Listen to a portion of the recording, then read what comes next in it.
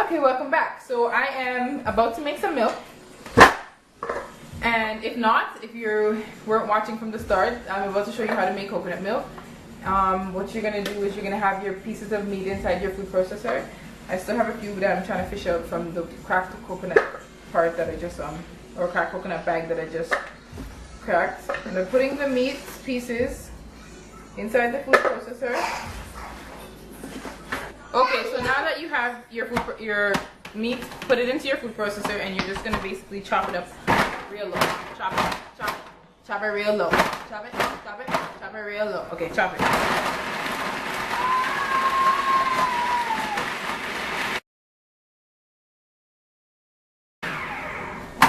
Yeah.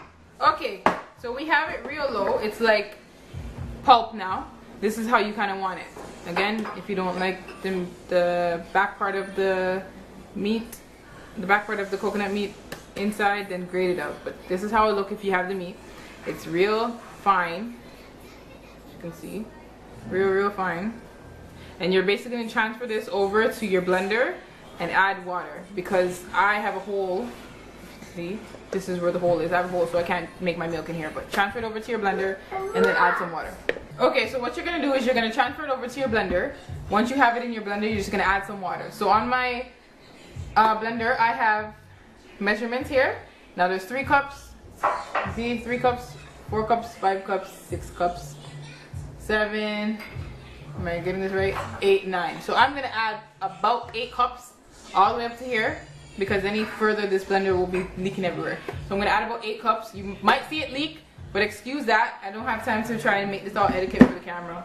You might see it leak because this blender is a horrible blender. This whole thing, I can't stand this whole thing. I don't even know where I put it. And this part, it fell off. I don't know where I put that. So I have to like improvise, add some foil, and get this thing on and popping. So you're gonna see me do that. Gonna get it blended, and we'll be back after the blend. All right, so again, don't mind the foil, but I have the water in here, placed with the pulp, and we're about to blend.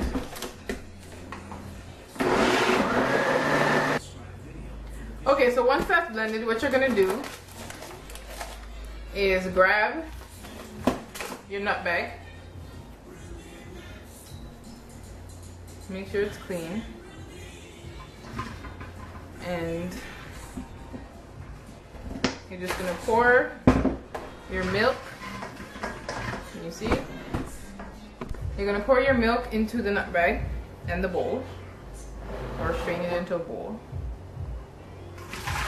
I'm kind of doing this the long way for YouTube, but usually I would do this completely last after I add the other ingredients that I'm going to add, but just to show in steps, I'm doing this. So you're just going to strain your milk.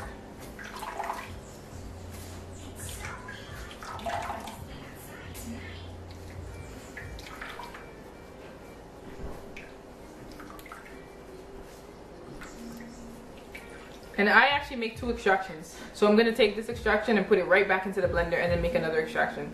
The second extraction is going to be more watery.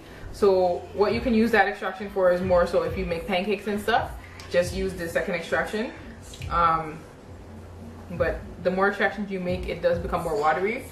But it does still have the I guess you can call it trace minerals of the oil. Like, you can still feel it. And when you think about it, people who make, yeah, so you can still feel like, you can still feel the oil as you make more extractions. But the more extractions you make, the more watery it becomes. So it's up to you if you want to go any further. But the first 2 extractions are really your best extraction. Now the thing is, when you think about people who make coconut milk from the grated coconuts, like I even have that. Yeah, so people who make coconut milk from this, the dry grated coconut flakes, it's basically the same thing as making coconut milk from like the 3rd, 4th extraction. It ends up being the same. So what you're going to do after this is you're going to take your milk and you're going to put it into a container. I actually have mason jars, or not mason jars. I have containers that I had juice in, and I'm going to use these to fill, but I'm going to do that last.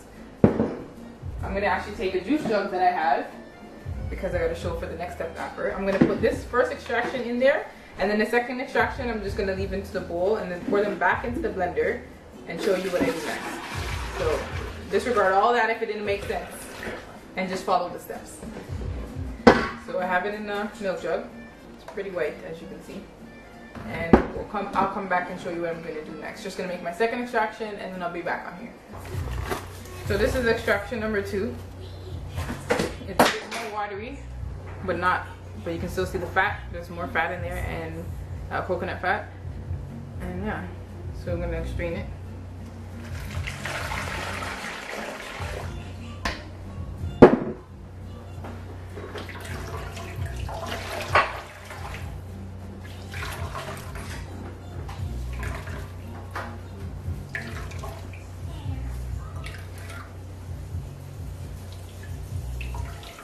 Okay, so I forgot to say that this is actually how you make coconut milk. Now this is the end result. I can pour it in a container if you would like me to be a bit more fancier, so you can see how it looks in the container.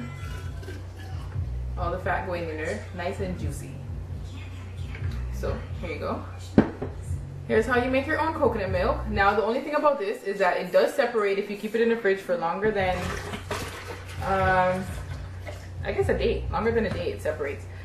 And I actually add something to it to keep it from separating, and it will actually last you about a week.